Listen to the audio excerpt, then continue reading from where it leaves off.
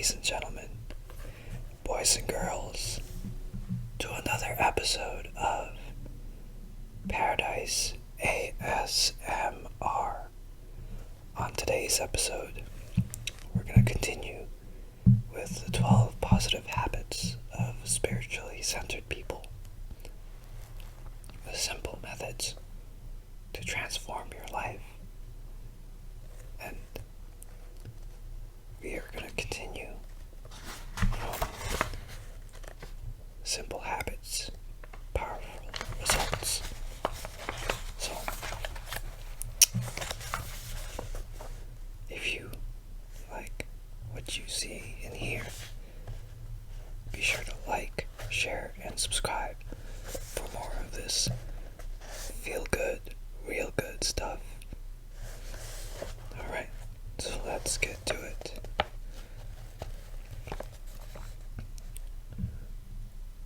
What does it feel like when your personality makes this grab for power? You may experience it as a burden, the weight that comes from having a mental list of ways you have to please everyone else in your life today. Or you may feel it as worry when you consider all the problems that you're sure to face in the hours ahead. Another possibility is that first thing in the morning, your personality will make you feel frustrated or discouraged, almost wishing that you didn't have to get up because your actual life situation is so far removed from what you desire. What's the remedy? Transition times are especially important, so it's crucial to get the day started right with a positive habit. But the question remains, how can I, at least temporarily, keep my personality from asserting itself and instead let my individuality set a tone for the day? Here's the creative habit that can make the difference. Its essence is a prayerful attitude that invites spiritual guidance. First thing in the morning, upon awakening, you can dedicate 1 minute to God. If worries, concerns, to-do lists, or desires try to squeeze in, it can be gently but firmly instructed to wait. No doubt they will get their turns later, but for this time, for the first minute of the day, as the transition is being completed back to physical consciousness, an expression of the individuality self will be given top priority. Here's one way to prayerfully hold that attitude. When you first wake up in the morning, say silently to yourself, God, what would you have me do today? Repeat it several times and do it with sincerity. It's crucial that you really mean it. Feel your openness to be guided. Then listen for an inner response, an intuitive prompting, or an inner knowing about what's important for the day ahead.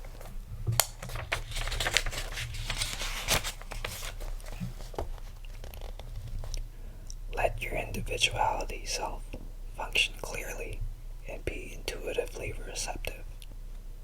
Let yourself be inspired with a sense of what the top priority for the day ought to be. Of course, this is no magic incantation, and you can certainly reword the prayer if an adaptation fits you better. But no matter what exact words you choose, remember that it's not merely a matter of saying the words by rote just to get it over with. The power of the words comes when your mind sincerely feels their meaning. As you say the prayer, you've got to really mean it. A feeling of trust and surrender is required, a willingness to believe that God has a way that this very day can best be lived. Notice something about the suggested format. God, what would you have me do this day? These words are in the form of a question, So this morning habit doesn't end with a sincere repetition of the words. The listening that follows is vital. And what kind of response can be expected? A few people have reported a still, small voice that gives guidance for the day, an attitude to hold in mind, the reminder of a specific person to help, or a project to start. More often, people who have tried this exercise get a different result. They hear no voice, or audible, or from within, but instead, they receive a clear impression about how to meet the day. It may come as an intuition about the best way to face challenges that will arise, or it may come as an inspiration to take some initiative. Other people have found that nothing comes to them in those early morning moments. They repeat the words of surrender and openness. They listen inwardly and outwardly, but nothing seems to happen. Nevertheless, these same individuals have found that something has qualitatively shifted by having started out the day this way. They find that the basic attitude of trust and openness carries over. Perhaps the guidance comes later in the day, even though the personality self quickly asserts its agenda upon getting out of bed. Still, the day goes differently than it might have because of that questioning prayer. God, what would you have me do this day? A story from the Casey archives. One of the best illustrations of this prescription from Edgar Casey to start the day right comes from the story of a 61-year-old woman. Agnes made the long train ride to Virginia Beach in the second week of May. It was 1943, and as they came into the Norfolk and Virginia Beach area, it was evident that this was a center of wartime activity. But it wasn't to see mighty naval ships or watch fighter aircraft making practice flights that brought her on this lengthy trip. She had an appointment for May 16 with a most unusual man. Almost everything she knew of Edgar Casey was from her friend Martha, who had invited her and 2 other friends to make this venture. The 4 women were coming to get psychic readings and personal advice from Casey, hopefully with as much success as Martha had already had getting medical counsel from Casey for her arthritis. Agnes's needs, however, weren't related to physical health. She was troubled by the tensions of uncertainty. Recently widowed, she was confused about her life direction. She had made an appointment to get a special kind of clairvoyant reading from Casey, what he called a life reading, because it would describe the patterns of her soul and the deepest purposes for her life.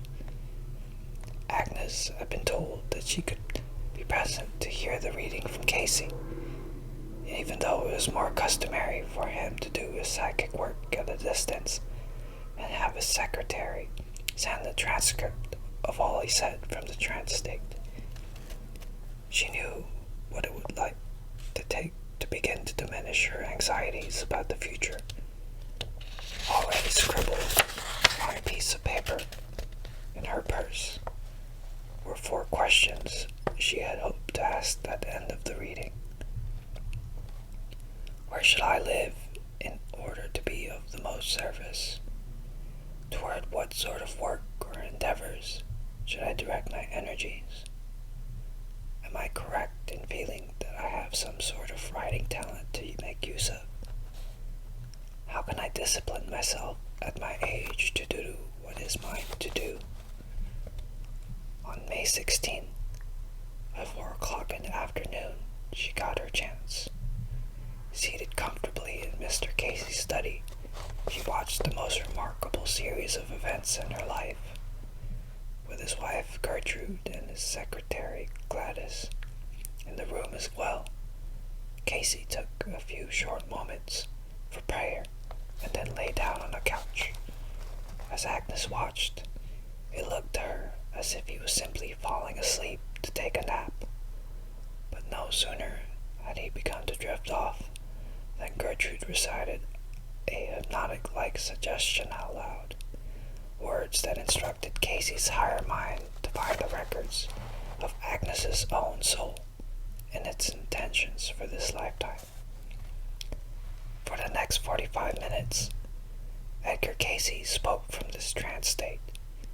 His pace was slow and even, and it retained much of his own southern accent. The tone of his voice had an extraordinary authority to it, but it was mixed with compassion for her and the sensitivity to the struggles that she now faced.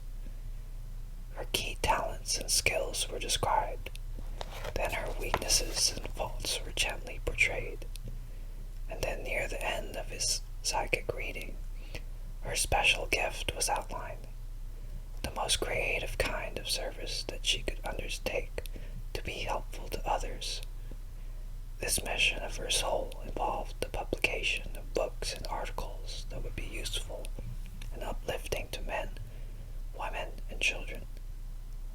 Her role, however, was not to be an author, but rather an editor, one whose good judgment and selection and skills in reshaping words could make an invaluable contribution. Finally, Casey announced that he was ready for any questions. This was her opportunity. Opening the folded piece of paper in her hand, she read to him the first question. Where should I locate myself for my best service? Casey's response was Washington, D.C., because for the remainder of her lifetime, it would be the center of the world, figuratively speaking. And we'll stop there for today, ladies and gentlemen.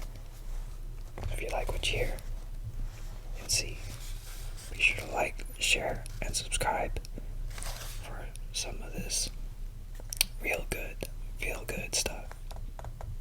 And I will see you on the next one. Peace and love.